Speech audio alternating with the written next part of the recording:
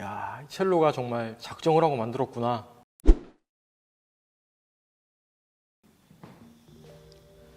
안녕하세요, 라이드TV 시청자 여러분, 이시런입니다.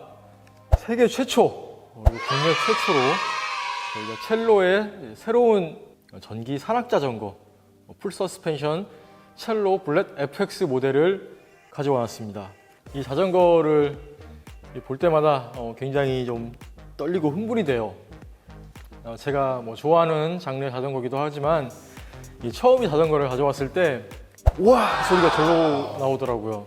예전에도 그 첼로의 전기 자전거 모델은 몇 번 본 적이 있는데 불과 1년 사이에 정말 많은 게 달라졌습니다. 리뷰보다는 빨리 타고 싶은 마음이 더 앞설 정도로 흥분이 됐는데 정말 외국의 브랜드들하고 비교해 봤을 때도 뒤지지 않게 정말 여러 가지로 신경을 많이 썼다라는 느낌이 들 정도였습니다.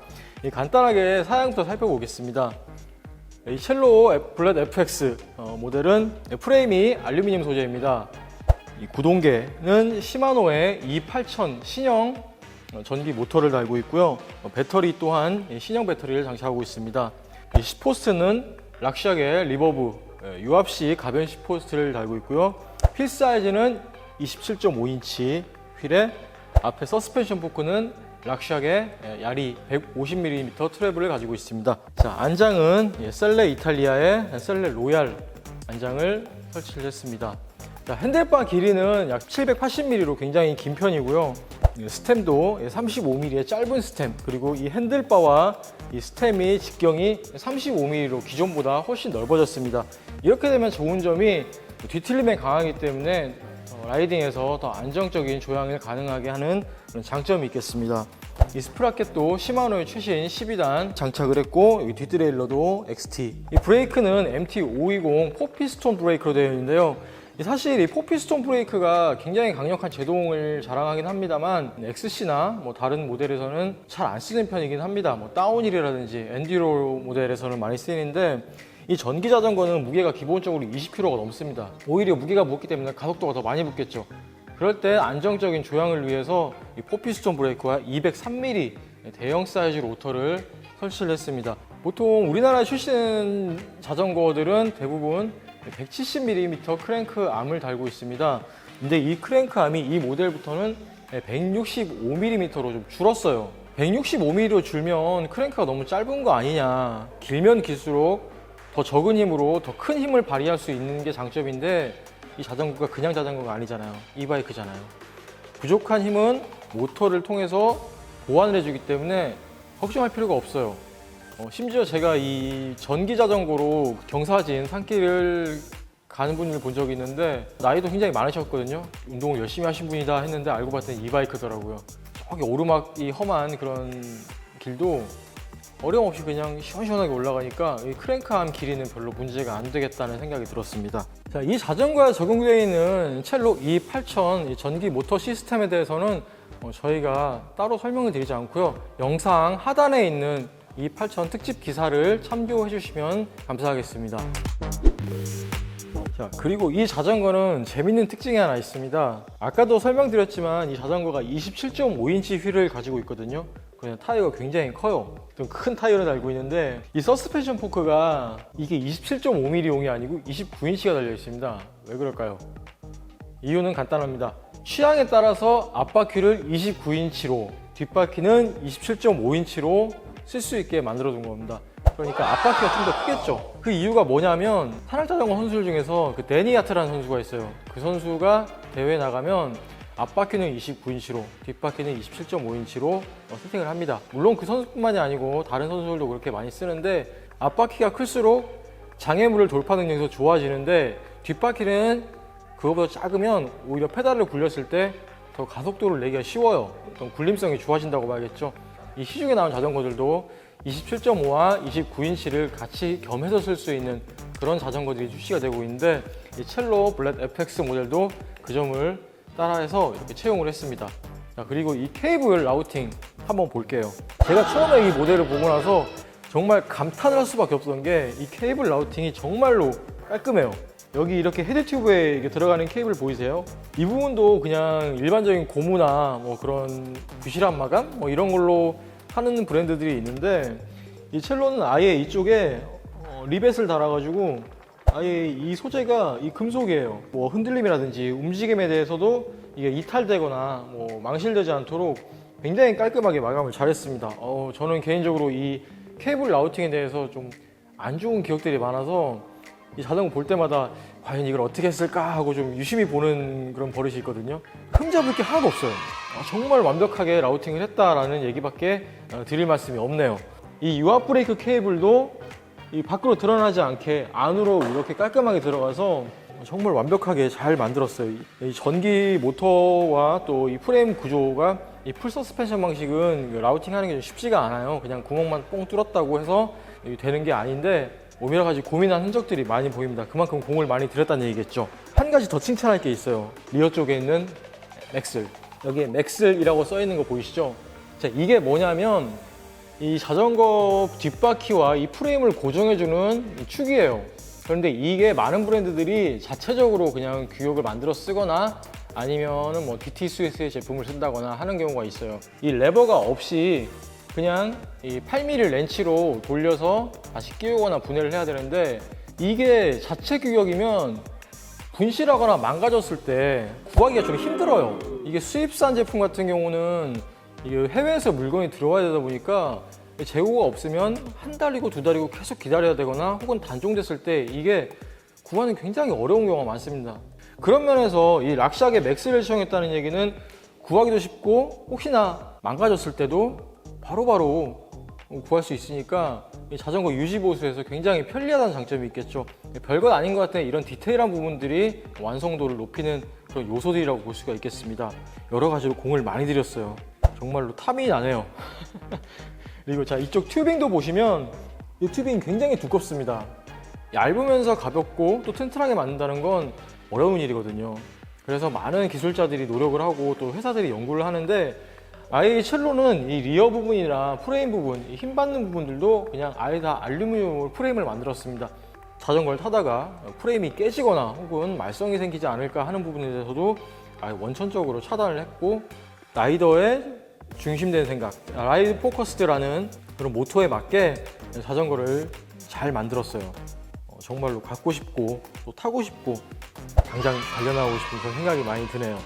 이 배터리가 이 어떤 모델들은 보면 이렇게 위로 뿔로 솟아오는 경우가 있어요. 이 모델은 이 아래쪽, 이 다운 튜브의 아래쪽에 위치해 있고 덕분에 이 배터리를 탈착하기도 쉽습니다. 이 공간이 좁으면 여기서 배터리 이렇게 뺐다가 껴는데도 번거로운 경우가 있었어요. 그런데 아예 아래쪽에 있어서 탈착하기도 쉽게 되어 있고 잠금 장치 기본적으로 달려 있습니다. 그리고 버튼이 위에 있기 때문에 전원을 켜고 끄는 것도 굉장히 편리한 구조로 되어 있고요. 이 안장도 여기 뒤에 이렇게 보이시면 이 뒤에 빠지는 거 있죠. 셀레 특유의 어떤 기술인데 셀레 안장에 관련된 액세서리들, 호환되는 액세서리가 있어요. 그거를 설치하게 되어 있는 그런 영리한 기능이 있습니다. 앞에 출력을 조정하는 이 컨트롤 레버는 이 하단에 보면 이게 너트가 있어요. 이렇게 쥐었을 때 이게 레버가 좀 짧다고 느끼는 경우가 있거든요. 이 클램프를 통째로 옮기느냐 아니면은 뭐 이걸 좀 덧대서 할 수 없을까라고 고민을 많이 하시는데 이 하단부에 너트를 풀어서 이쪽으로 옮기면 이 길이 조정이 가능해요. 그래서 손가락이 기신 분이나 혹은 짧으신 분도 이 레버 길이를 이상적으로 맞출 수 있어서 조작을 더욱 편리하게 할 수 있는 그런 세세한 기능들도 포함이 되어 있습니다. 섬세하게 잘 만든 제품이에요. 자, 혹시 이 의문을 가지시는 분이 있어요. 이 올마운틴 바이크라고 하기에는 앞에 서스펜션 여기 이 트랩을 먹는 게 좀 부족하지 않나요? 라고 생각하실 수 있습니다. 사실 이 서스펜션 포크의 트랩을 길이로 자전거의 종류를 구분하는 거는 맞는 말입니다. 거기에 딱 정형화돼서 뭐 몇 미리는 어떤 것, 몇 미리는 어떤 것 이런 식으로 나누는 게 되게 좀 애매해지고 지금 많이 섞여 있는 이유가 이 휠 때문에 그렇습니다. 이 자전거 휠이 예전에 26인치 시절에는 뭐 100mm는 XC, 뭐 120mm는 트레일, 뭐 140mm는 올마, 160에서 180은 뭐 프리라이드 이런 식으로 나뉘던 시절이 있었어요, 예전에는. 그런데 지금은 이 휠 사이즈가 커지면서 이 서스펜션이 할 일, 즉 완충의 효과를 이 타이어가 대신하게 됩니다. 이 휠이 커졌으니까 그만큼 서스펜션이 길어질 필요가 굳이 없는 거예요. 이 서스펜션 포크가 150mm 트래블인데 이걸 가지고도 충분히 올마운틴처럼 탈 수 있으니까 뭐 고창, 용평, 뭐 기타 대회 등등 걱정하지 마시고 얼마든지 마음 편하게 즐길 수 있습니다. 자, 그리고 이 첼로는 아시다시피 국산 브랜드잖아요. 이 전기 자전거가 대부분 수입 브랜드가 많이들 들어오는데 이 소비자들이 좀 우려하시는 부분들이 있어요. 타다가 이거 문제 생기면 어떡하지? 그 일반 자전거가 아닌데 이거 고칠 수 있을까요? 이거 또 전문점에 가야 되는데 이거 부품 망가지면 이거 수리 언제 돼요? 부품 언제 들어와요? 이거 단종되면 어떡해요? 많이 걱정들을 하세요. 그런데 첼로는 전국 305개 대리점을 운영하고 있고 이 철저한 AS망을 갖추고 있기 때문에 타다가 문제가 생겨도 뭐 수리라든지 부품 수급 이런 거에서는 걱정이 없겠습니다. 590만 원이라는 저렴한 가격, 이것과 비슷한 사양을 가진 다른 자전거들과 비교해 봤을 때 전혀 뒤지지 않는 스펙과 국산 제품이라는 또 편리함들, 또 워런티 문제라든지 또 수리, 부품 수급에 대해서는 걱정할 게 없기 때문에 아주 매력적인 제품이 될 거라고 생각을 합니다. 임도, 장거리 여행, 산악, 파크, 대회 다양한 범위에서 즐길 수 있다고 생각을 합니다. 그런 분들에게 적극적으로 추천하는 브랜드 바로 첼로 블렛 FX였습니다. 첼로 블렛 FX 모델을 산으로 가지고 가서 직접 타고 지금 막 스튜디오에 들어왔는데요. 다행히 오늘 오전에는 비가 오지 않아서 산을 갈 수 있었습니다. 정말 다행이라고 생각합니다. 타기 전의 느낌은 좀 불안했었어요. 과연 내가 얼만큼 이걸 조종할 수 있을까? 막상 타보니까 전혀 그렇지 않았어요. 오르막길 올라갈 때 나무뿌리나 단차 있는 부분도 거침없이 올라가니까 굉장히 힘이 세서 두려운 게 없더라고요. 일반 자전거를 탈 때는 그 단차나 오르막을 위해서 펌핑을 한다거나 아니면 페달링 케이던스를 바꿔서 또 기어별 조작해서 신경 쓸 게 많았는데 에코 모드에서 트레일 또 부스트 모드까지 이 세 가지를 조합해서 타니까 순식간에 올라가더라고요. 너무 재밌어서 올라가는데 이거 힘들다기보다는 오히려 재밌었어요. 막 거침없이 치고 올라가니까 이거보다 더 거친 길도 올라갈 수 있겠다. 내리막길에서 더 재밌었고 이 풀 서스펜션이다 보니까 이 장애물이나 단차를 뛰어넘을 때도 굉장히 즐겁더라고요. 특히 타이어가 앞에가 2.8 광폭 타이어잖아요. 꺼지는 곳이라든지 장애물을 점프하거나 뛰어내릴 때도 안정감이 더해지니까 정말로 제대로 된 물건을 만들었다. 다른 회사 제품과 견줘봐도 전혀 손색이 없고 아주 만족하는 그런 제품이라고 볼 수 있습니다. 그 시마노 E8000 E-스텝스 시스템인데 생각해보던 빠른 반응을 보여줘요. 정말 만족했던 건 에코 모드에서 아까 10km 이하 속도, 약간 걷는 것보다 살짝 빠른 속도로 갔는데 어떤 모델들은 이게 에코 모드에서 페달을 한 번 굴리면 모터가 힘을 전달해주는 바람에 이렇게 울컥하는 게 있었거든요. 그런데 이 모델은 그런 게 없이 천천히 가도 모터가 세게 작동하지 않기 때문에 급출발해서 사람이 놀래거나 당황하는 그런 경험이 없이 사용자와 교감하는 듯한 사용자의 어떤 그런 미처 생각하지 못했던 부분들까지 배려해주는 느낌이 들어서 굉장히 안심이 됐습니다. 힘이 세니까 부담스럽거나 그러지가 않아요. 어려운 길을 가도 여기 어떻게 올라가지? 이런 게 아니고 너는 조정만 해. 규정만 잡아. 페달만 굴려. 나머지는 내가 다 도와줄 테니까. 너는 라이딩에 집중만 해. 이렇게 든든하게 감싸준 느낌이었어요. 정말로 최고였어요. 이 바이크에 대한 편견이랄까? 저는 여전히 좀 아날로그적인 감성이 좋아서 옛날 자전거를 고집하는데 그 편견을 한 번에 깨볼 수 있는 그런 좋은 자전거입니다.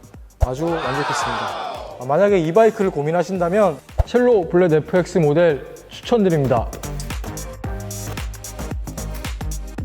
지금까지 라이드TV 이시런이었습니다. 감사합니다.